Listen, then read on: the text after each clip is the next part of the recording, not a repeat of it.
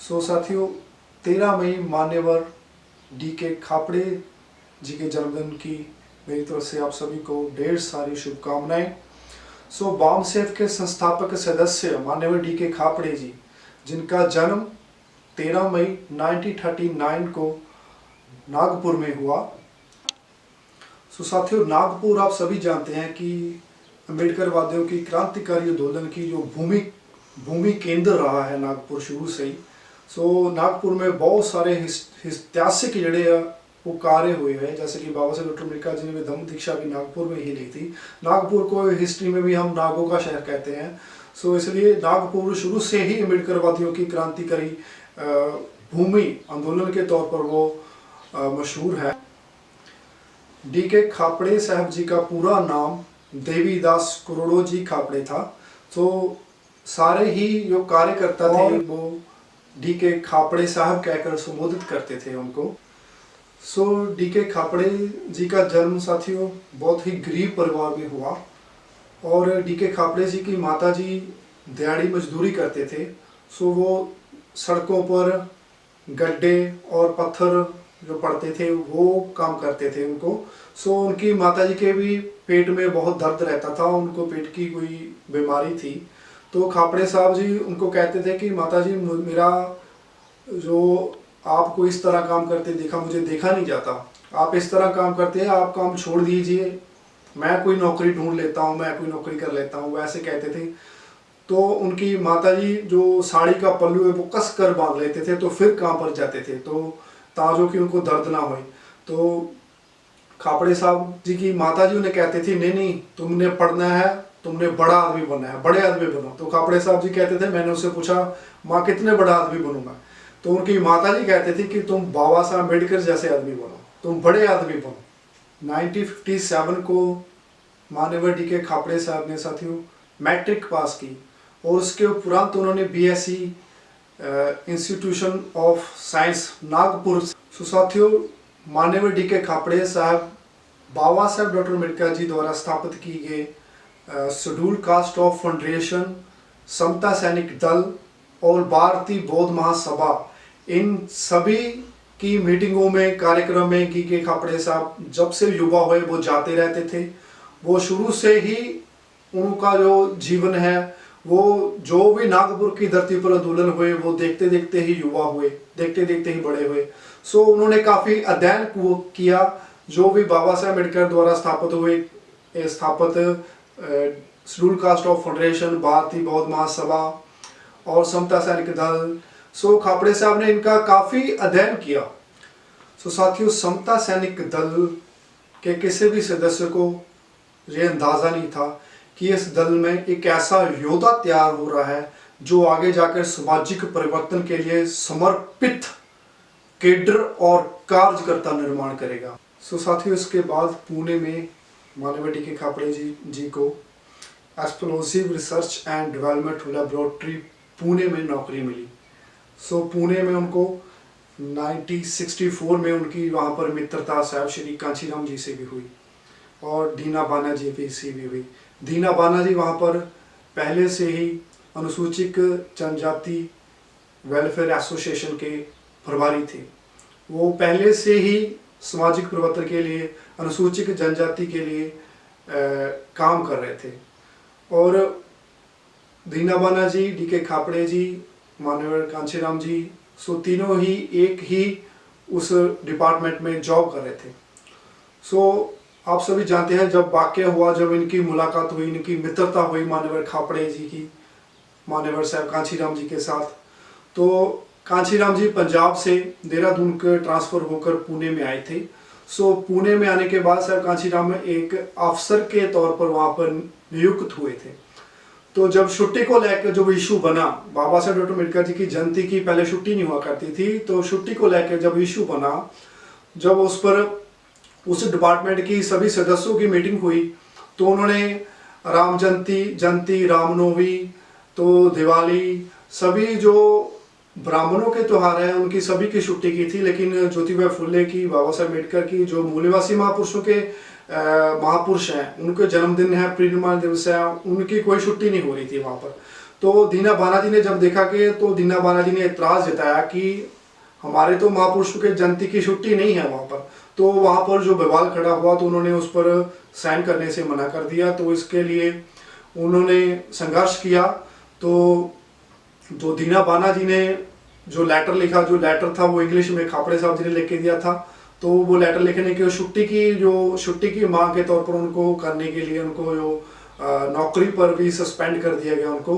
तो बाद में उनको निकाल दिया। तो दीना बाना जी और खापड़े साहब जी और उनके सभी साथी जो वहाँ पर काम कर रहे थे हमारे, तो सभी ने एक मीटिंग ली और कहा कि क्यों ना हम साहब श्री कांशीराम जी से बात करें। तो कांशीराम पंजाब से नए अफसर नियुक्त हुए हैं यहाँ पर।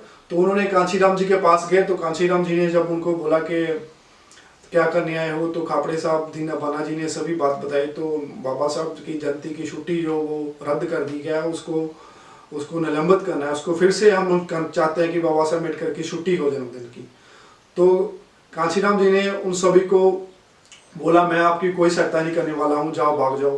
कांशीराम जी ने उनको भगा दिया बोलकर। कांशीराम जी कहने लगे कि तुमको क्या लगता है कि मैं अपनी नौकरी गवाऊँ, मैं तुम्हारे मगर जाके पीछे जाके मैं छुट्टी की रिक्वेस्ट करूँ और मैं अपनी नौकरी गवाऊँ और मैं भी यहाँ से बाहर निकालूँ। कांशीराम जी ने उसको भगा दिया, सभी को भगा दिया कांशीराम जी ने, सभी साथियों को।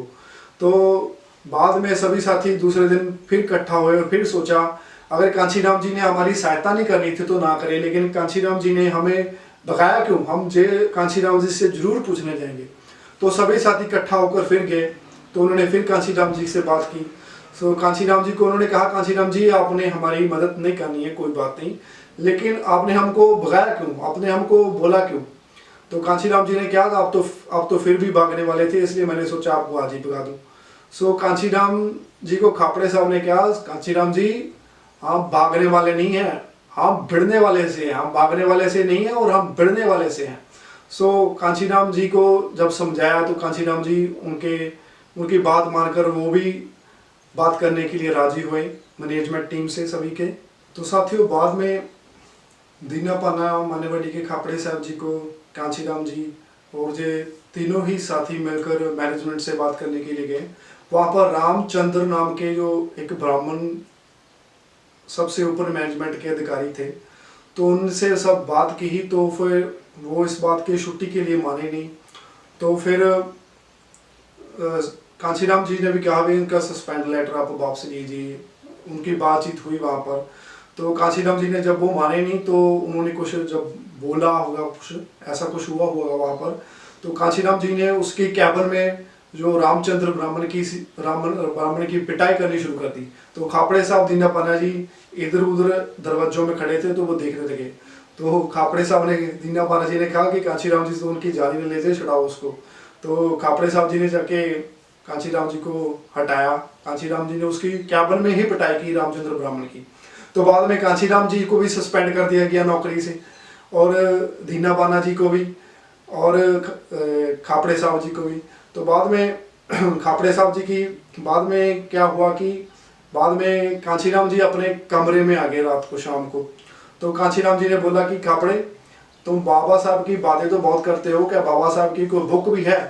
तो उससे पहले कांशीराम जी ने बाबा साहब के बारे में कांशीराम जी को जानकारी नहीं थी, क्योंकि बाबा साहब के बारे में कांशीराम जी जो बाबा साहब की मूवमेंट के बारे में जो भारतीय सिलेबस है उसमें हमारे मूलवासी महापुरुषों का कोई सिलेबस ना होने की वजह से कांशीराम जी की उस टाइम सभी साथियों को बाबा साहब की मूवमेंट की जानकारी नहीं थी।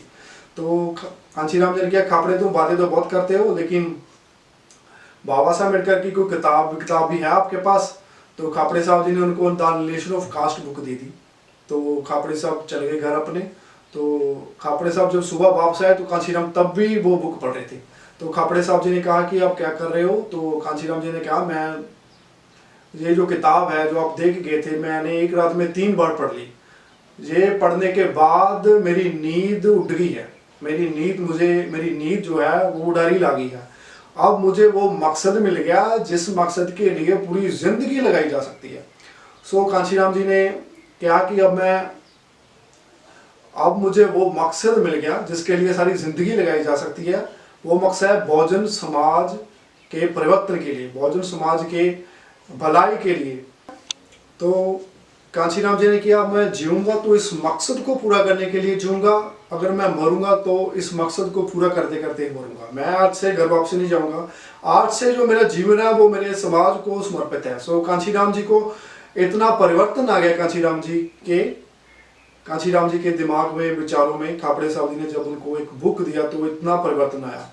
तो खापड़े साहब जी, उसके बाद खापड़े साहब जी ने कहा कि आप पक्का आपने ये इरादा बना लिया कि आप ऐसा करना चाहोगे तो मैं भी आपके साथ तैयार हूँ, तो अगर आप ऐसा करना चाहोगे तो कांशीराम जी उसके बाद अपने घर नहीं गए।